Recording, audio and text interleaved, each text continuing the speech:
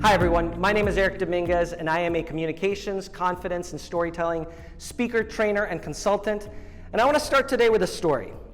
A few years ago, I was working with an organization that was training emerging leaders. Now this wasn't just a speech that they were going to give in front of each other. This was a huge showcase in front of many, many stakeholders. The showcase was an incredible display of public speaking at its finest.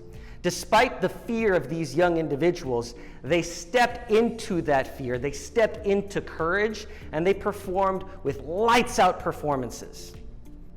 We all have room for growth, myself included, in our communication skills and our public speaking delivery. Most of these mistakes were not really noticeable to the audience, but there was one that was apparently glaring because the speaker made it so. You see, as soon as she stepped up to the podium, you could see and feel her discomfort. Now, this was the case for most speakers, but she was a little bit more overt about it. She started to verbalize exactly what was happening to her.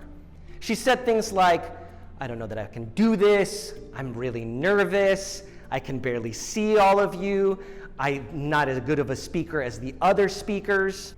And while those things may have been real, they weren't necessarily true.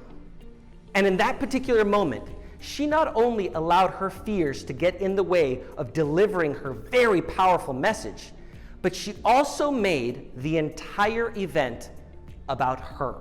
No longer was this a moment for her to add value to the audience. She twisted it to make it about her anxiety, her needs, her fears. As a result, the entire audience felt her second-hand anxiety. We were anxious because she was anxious. And that leads me to my main point. Public speaking is not about you.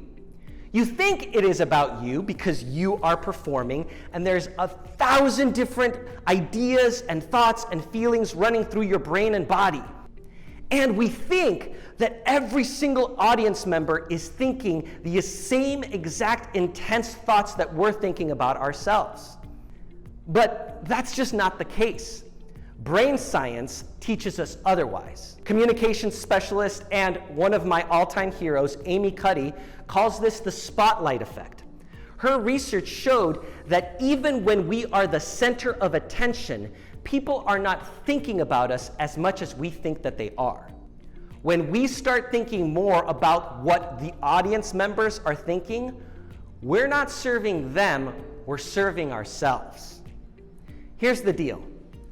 In every single public speaking situation, a price is paid. If the speaker pays the price, the speaker is the one who absorbs the discomfort.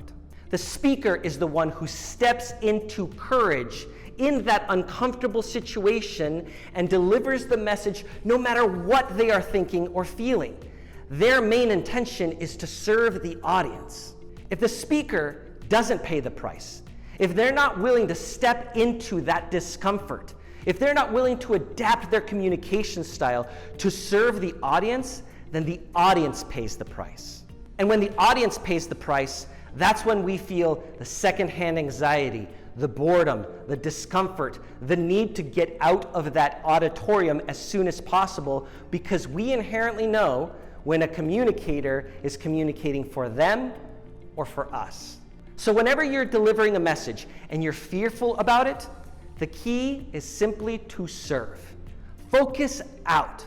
How can I serve my audience even at the expense of my comfort?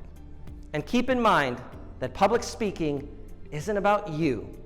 It's about your message and how that message can support, help, inspire, motivate, and transform your audience members. Again, I'm here every single week with strategies, research, and tools for communication, confidence, and storytelling. So make sure that you hit subscribe and drop in the comments your thoughts on how public speaking is not about you, but about your audience. Until next week, keep speaking up your stories.